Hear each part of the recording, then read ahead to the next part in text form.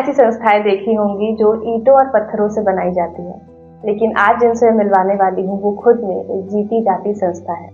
तो एक कोशिश ऐसी कीजिए फाउंडर मिसेस वर्षा वर्मा जी। जैसा कि आपने बताया कि वर्षा वर्मा, और मेरी जो संस्था है उसका नाम है एक कोशिश ऐसी भी। मेरा मानना है कि कोई भी कोशिश आपकी खराब नहीं जाती है, और अगर आप उस कोशिश में निरंतर लगे रहते हैं तो अक्सर वो बड़ा रूप लेती हैं और कामयाब होती हैं। इसी तरह से मैंने अपनी संस्था का नाम रखा है एक कोशिश ऐसी भी, और जिसकी टैगलाइन है कि किसी भी वास्तविक सेवा के लिए संपर्क करें। तो किसी भी वास्तविक के अंदर हमारा एजुकेशन भी आ जाता है, मेडिकल लाइन भी आ जाती है, हम लोगों को रोजगार भी प्रोवाइड कराते हैं, और सेल्फ डिफेंस की ट्रेनिंग भी हम बच्चों को देते हैं जहां से भी रिक्वायरमेंट आती है। जिसमें पहली सेवा है कि मेरा मानना है कि जब तक मेरे कंधे लखनऊ के लोगों के साथ हैं, ऐसे लोगों के साथ जो लावारिश कहलाते हैं, और जब तक मेरे कंधे हैं उनके साथ में तब तक वो लावारिश नहीं कहलाएंगे, और अंत समय हमारे कंधे सदैव उनके साथ रहेंगे। इस तर्ज पे मैं लगभग 5,500 लोगों का अब तक अपने हाथों से मैं क्रिमेशन कर चुकी हूँ। Oh my God.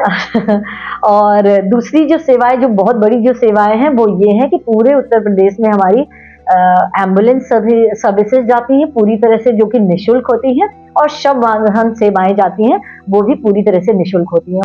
इस फील्ड में आते आपको कितना टाइम हो गया? हाँ, ये जब ये सवाल आता है मेरे सामने तो मुझे अपना बचपन याद आता है, क्योंकि ये सेवाओं जब मैं स्वयं 14 वर्ष की थी तब से ये सेवाएं मैं दे रही हूँ। हाँ जी। और इस समय आप बस इतना फर्क आया है उस टीनेज की सेवा में अब तक में कि सेवा का विस्तार बहुत बड़ा हुआ है। सेवाएं जो हम उस समय छोटी छोटी दे पा रहे थे वो मेरा ट्रेनिंग पीरियड था, और वही सेवाएं अब बहुत बड़ा रूप ले चुकी हैं, जो पूरे नेशनली नहीं इंटरनेशनल को भी कवर कर रहे हैं। तो हर एक लक्ष्य के पीछे एक छोटी सी इंस्पिरेशन होती है, हम कहीं से इंस्पायर होते हैं, देन हम अपना एक स्टेप आगे बढ़ाते हैं। आपकी वो इंस्पिरेशन क्या थी? टीनेज में कई बार ऐसा हुआ कि हम, चूंकि चौपटिया क्षेत्र के रहने वाले लखनऊ के निवासी हूँ मैं, जब मैं चौक चौपटियों से चौक या आना जाना रहता था तो मैंने अक्सर देखते थे हम एक उस समय का, और अब के सुविधाओं में सरकारी अस्पतालों में सब जगह बहुत सुधार हुआ है, लेकिन हम उस समय का सिनेरियो बता रहे कि ये चीजें जहन में आई क्यों, ये ऐसे आई, कि हर चीज के पीछे एक रीजन होता है। मैंने कई बार देखा कि एक रिक्शा होता है, पुलर रिक्शा को पुल कर रहा होता है, और सफेद कपड़ा जिसे हम कफन कहते हैं, बचपन में नहीं पता था कि वो सफेद कपड़ा कफन कहलाता है, या उस कफन के अंदर डेड बॉडी मुझे नहीं पता होता था कि डेड बॉडी क्या होती है, या लावारिश डेड बॉडी क्या होती है, कुछ नहीं पता होता था, लेकिन वो चीजें हिट करती थी मुझे। वो बड़ा अजीब सा, बहुत अनकैनी सा लगता था कि सफेद कफन में ऐसा सिला हुआ बॉडी, या गवर्नमेंट की मोहर वो लगी होती है ना, वो लाख लगा करके चिपकाते हैं। अब तो बॉडी बैग्स चलते हैं हॉस्पिटल्स में, पहले बॉडी को वो ऐसे रैप करते थे और कोई रिक्शा पे लादते थे, और उसको मॉर्चरी से या अस्पताल से मॉर्चरी तक, या मॉर्चरी से जो उनका गुल्लाला घाट या बैकुंठ धाम का जो सफर होता था वो एक रिक्शे पे होता था, और रिक्शा पुलर अपना पुल करके कभी कभी एक के ऊपर 2-3 डेड बॉडीज होती थी। वो चीजें पता नहीं क्यों हिट करती थी, क्योंकि वो मुझे नॉर्मल चीजों से हटके लगता था, नॉर्मल नहीं थी। तो वो पता नहीं क्यों हिट किया, फिर पूछना शुरू किया कि ये क्या होता है, फिर समझ में आया कि बॉडी क्या होती है, डेड बॉडी क्या होती है, फिर समझ में आया कि लावारिश क्या होता है, फिर समझ में आया कि ये लावारिश क्यों होते हैं, फिर समझ में आया कि ये जाते कहाँ हैं, कहाँ क्रिमेशन होना है। ये सारी चीजें हिट करती थी। तो कहीं ना कहीं यही चीजें हिट करते करते, फिर इस पे काम करते करते, फिर हमने एक लावारिश लोगों पे काम करना शुरू किया। उनका ट्रीटमेंट, ये वो दो ही चीजें होती हैं, ट्रीटमेंट के बाद या तो ठीक हो जाते हैं तो शेल्टर होम, नहीं ठीक हो पाते तो क्रिमेशन, फिर क्रिमेशन पे काम करना स्टार्ट किया। तो अब तक लगभग 5,500 लोगों का क्रिमेशन अपने हाथों से कराया जा चुका है, और कोशिश यही रहेगी कि जब तक हमारे कंधे लखनऊ के लावारिश लोगों के साथ में है, भगवान कोई भी लावारिश ना कहला करके यात्रा करे। ये हमारा सफर इसका है। तो अभी कुछ ऐसा एक्सपीरियंस आपके साथ हो कि हाँ आपने इनको हेल्प करी है, आज वो इस लेवल पर है? बिल्कुल। कुछ समय पहले ऐसे तो बहुत सारे केसेस हैं, क्योंकि लंबे समय से एजुकेशन लोगों की अडॉप्ट हुई है, ऐसे ही बहुत ढेर सारे केसेस हैं। उनमें से मैं एक चुनिंदा उठाती हूँ केस को। कश्मीर का एक परिवार जो यहाँ पर आता था हर साल, जो आप देखते हैं ऊनी शॉल और ऊनी सूट बेचने के लिए आते हैं, उस परिवार में दादा पोते का एक एक्सीडेंट हुआ था 10-90 चौराहे पे। तो इत्तेफाक से हम कुछ केस करके ही लौट रहे थे, चारबाग से 2 रेस्क्यू करके हम लोग लौट रहे थे। तो मैंने देखा जब 10-90 पे ही एक्सीडेंट हुआ था, तो हम लोगों ने उसको जब हॉस्पिटलाइज कराया और लगभग मुझे लगता है शायद 1.5-2 महीने तक वो उसका ट्रीटमेंट चला था। ट्रीटमेंट के बाद मुझे वो लम्हा आज भी याद है कि जब उस बच्चे ने कहा कि मैम इस ट्रीटमेंट के बाद ही वॉज वेरी हैप्पी, जब वो अपने पैरों पे चलने लगा और उसने कहा कि मैं वापस कश्मीर जरूर जा रहा हूँ, लेकिन अब मैं तभी आपके पास आऊंगा जब मैं एक बड़ा अधिकारी बन जाऊंगा।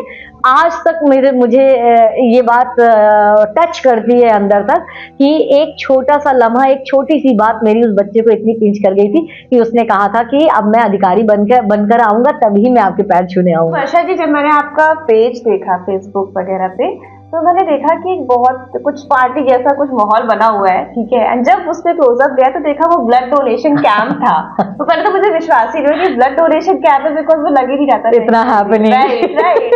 पिकनिक में मनाने की जगह मैंने ये तय किया था कि मैं अपना जन्मदिन ब्लड डोनेशन कैंप से, जिसका सबसे पहला ब्लड डोनेट मैं खुद करती हूँ।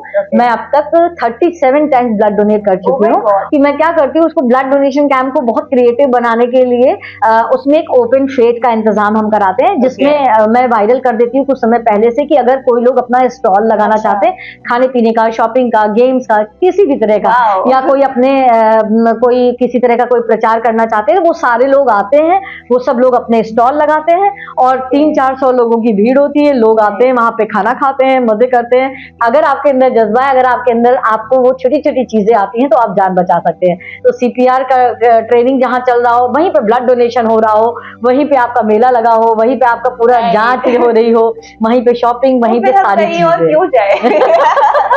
कौन कौन से हॉस्पिटल्स में आप लोग जाते हैं? हाँ, सर्विस प्रोवाइड कराते हैं ताकि उनके लिए भी इजी रहे। देखिए, हमारा जो टारगेट होता है वो पहले तो मैं बता दूं कि वजह कोई भी दूसरी हो, लेकिन जो सबसे इम्पोर्टेंट बात है वो ये रहती है कि हम सरकारी अस्पतालों को ही कवर करते हैं।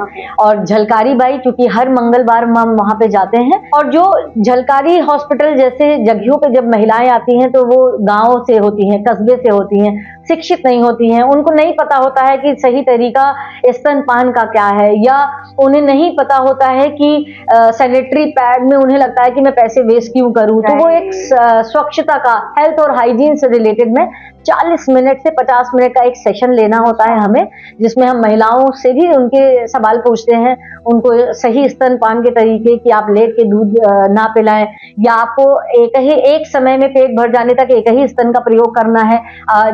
बहुत सारी महिलाएं, मुझे लगता है ज्यादातर महिलाएं क्या करती हैं कि कुछ सेकेंड या कुछ मिनट तक दूध पिलाती हैं, फिर दूसरे स्तनपान करा देती हैं। उससे होता क्या है, ड्रॉबैक ये होता है कि शुरुआती तौर पे जो दूध आता है वो पानी जैसा होता है, और बाद में जब थोड़ी देर तक बच्चा दूध पीता है तब आता है पीला और गाढ़ा दूध जो इम्यूनिटी डेवलप करता है। वही दूध बेसिकली बच्चे का पूरा पेट भरता है। बेसिकली क्या करती हैं महिलाएं, बच्चे को भूख लगी, उन्होंने ब्लाउज खोला, दूध पिला दिया। ये बिल्कुल गलत है। मौसम कोई भी हो, जाड़ा हो, गर्मी हो, बरसात हो, आप जब कपड़े पहनते हैं तो उसके अंदर स्वेटिंग होती है, स्वेटिंग में बैक्टीरिया होते हैं।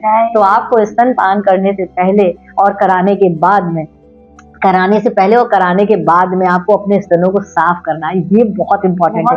और कितनी महिलाएं ये ध्यान देती हैं, जरा सा आप सोचिए। ये हम गारंटी लेते हैं कि जो शिक्षित महिलाएं हैं जो स्तनपान कराती है, उनको वो भी इस पोर्शन को इग्नोर करती हैं। तो ये बहुत छोटी छोटी सी बातें हैं, और मैं बहुत मेडिकल टर्म में नहीं जाती हूँ महिलाओं के पास, ये बहुत छोटी वाली बात है।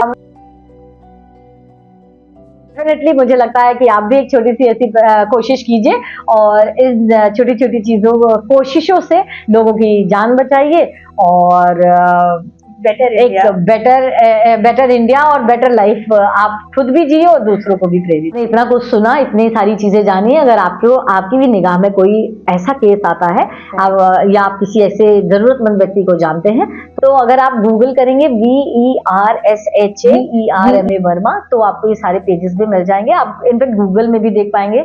गूगल में अगर आप डालेंगे कि क्रमेशन लेती है लखनऊ, तो भी आपको सारी चीजें दिख जाएंगी। और दूसरा मेरा नंबर है, अगर कोई जरूरतमंद व्यक्ति हो तो आप मुझे संपर्क कर सकते हैं। नंबर आप लिख सकते हैं 8318193805।